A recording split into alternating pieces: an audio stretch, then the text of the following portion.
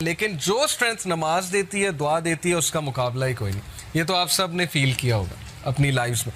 तो इसलिए you are under our eyes and glorify the praises of your lord when you get up from sleep, यानी नमाज अदा करो, अल्लाह ताला से मदद मांगो। अब देखिए हिफाजत की बात है, कौन है जो रिस्क में डालता है अपने आप को अल्लाह की हिफाजत से? अल हफीज़, अल्लाह हिफाजत करता है। अब हम अपने आप को रिस्क में डालते हैं कैसे? सही मुस्लिम की हदीस है, whoever prays Fajr is under the protection of Allah, so do not fall short with regard to the rights of Allah. Allah के राइट्स हैं, नमाज अल्लाह का राइट है। We are bound by rights in this world. कोई बंदा मुझे ये साबित कर दे मेरे कोई राइट्स नहीं है, मेरी कोई रिस्पॉन्सिबिलिटीज़ नहीं है, मैं दुनिया में सिर्फ इंजॉय करने आया हूँ।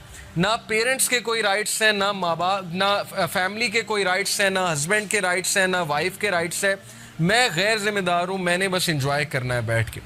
दुनिया में जब हम बाउंड हैं सर्टन राइट्स के साथ, तो अल्लाह के भी कुछ राइट्स हैं, और वो राइट ये नमाज अदा करो। तो जो कोई फजर नहीं पढ़ता, तो फिर सोच लें, इसका काउंटर व्यू ये है, अगर बात ये कि अल्लाह की प्रोटेक्शन में आ जाता है, जो नहीं पढ़ता फिर वो रिस्क करता है इस प्रोटेक्शन को। ओके, तो फजर जो है वो हमें प्रोटेक्शन में डालती है अल्लाह ताला की।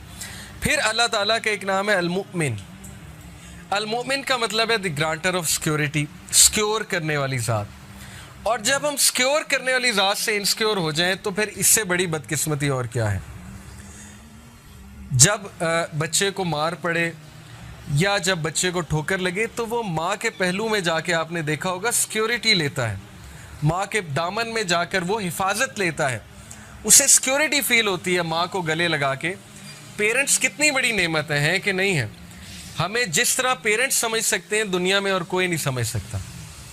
जैसे आज से कुछ साल पहले एक भाई था, उससे बात हो रही थी, तो उसने कहा कि अली भाई मेरे ये मसले हैं, लेकिन आप, मुझे डर है आप जज करेंगे मुझे।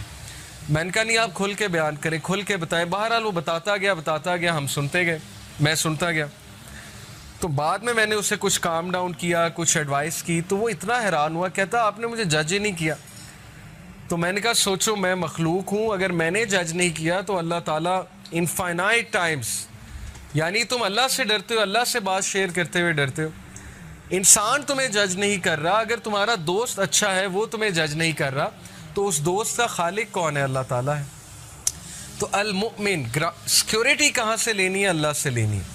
किसके दामन में जाके आपने छुपना है? अल्लाह के दामन में जाके छुपना है। अल्लाह की हिफाजत सबसे बड़ी हिफाजत है। और फिर अल्लाह का ये एट्रीब्यूट अल-वकील। अल-वकील का मतलब वकालत करने वाला नहीं है, अल-वकील का मतलब है डिस्पोजर ऑफ अफेयर्स, अफेयर्स को डिस्पोज करने वाला। हर चीज़ उसकी इजाज़त से होती है, ख़ास हिकमत के मुताबिक। उसके पीछे इनफाइनाइट विजडम है जो ह्यूमन बींग्स अंडरस्टैंड नहीं कर सकते। डिस्पोजर ऑफ अफेयर्स, जिस बंदे का अल्लाह पे ये बिलीफ आ जाए कि सारे के सारे अफेयर्स उसके कंट्रोल में हैं, मेरा कोई कुछ नहीं बिगाड़ सकता, अगर अल्लाह इजाज़त देंगे तो शायद कोई तकलीफ़ आ जाए, नहीं देंगे तो पूरी फ़ौज मेरे ख़िलाफ़ लड़ने आ जाए, मेरा कुछ नहीं बिगाड़ सकती। खालिद बिन वलीद की मिसाल आपके सामने है। सहाबा कहते हैं कि वो सफ़े अव्वल में होते थे, अपना घोड़ा दौड़ा रहे होते थे, और वो शख्स शहीद नहीं हुआ। लोग जो है वो जिहाद पर देखे ना, उस दौर में डरते थे जाने से कि नहीं हम तो शहीद हो जाएंगे, हम तो मर जाएंगे, हमें कोई तीर लग गया, कोई तलवार से ज़ख़म लग गया, हम तो मर जाएंगे। खालिद बिन वलीद फौत हुए।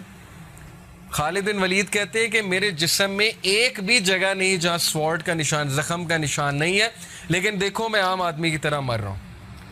Before his death, on his death bed, he said कि बता दो सारे कॉवर्ड्स को, tell all the cowards of this world, कि अगर मौत मैदान जंग में होती सबसे पहले मैं मरता।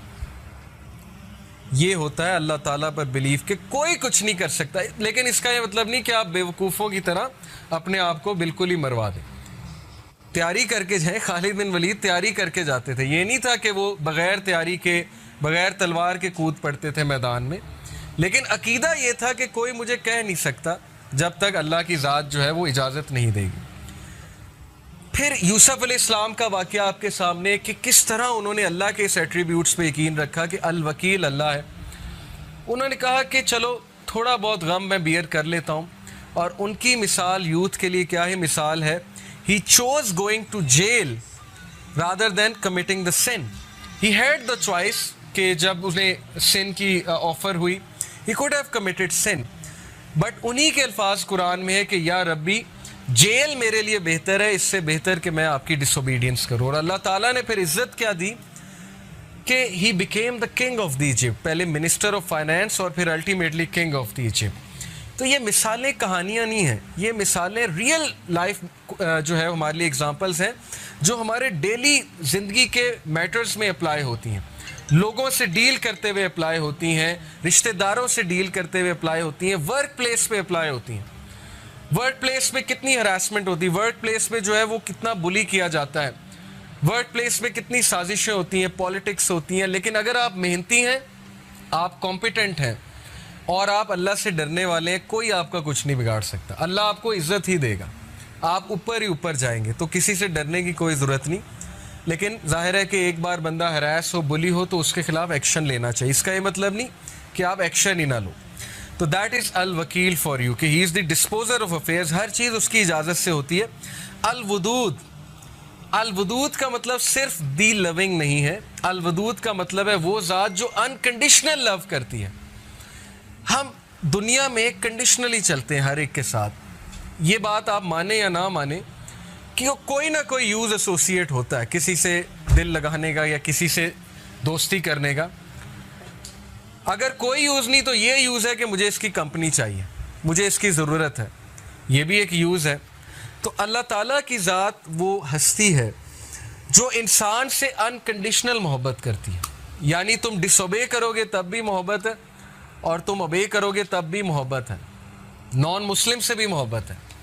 इसीलिए तो मैसेज भेजा, वरना तो कोई गैर जिम्मेदार टीचर होता और कहता भाड़ में जाए नलायक स्टूडेंट, मेरा इनसे क्या लेना देना। कुछ टीचर्स ऐसे होते हैं ना, वो कहते हैं बैक बेंचर्स ठीक है, फेल होते हैं तो होए, मुझे क्या। तो this is how life is decide, कि अल्लाह ने अंबिया को भेजा, हमें समझ दी कि ये भी मेरे बंदे हैं, इनको जाकर बताओ कि ट्रुथ क्या है, हक क्या है, सच क्या है। तो ये है अल्लाह का अनकंडीशनल लव।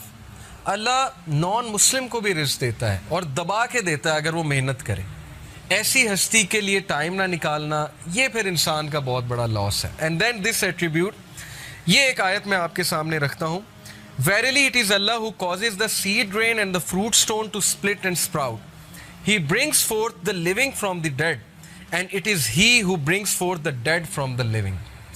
कौन है जो बीज में से, नन्हे से बीज में से पौधे को फाड़ता है और निकालता है सख्त तरीन ज़मीन में से। कभी आपने सोचा मिट्टी सख्त होती है, उसमें से कैसे बीज फोर्स करके निकल आता है? अल्लाह कहते हैं कौन है? मैं हूँ।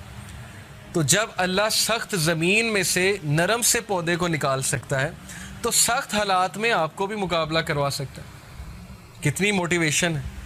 लोग घुटने टेक देते हैं कि नहीं नहीं, मुझ पे मुसीबत क्यों आई, मेरे पे क्यों मसला क्यों आया।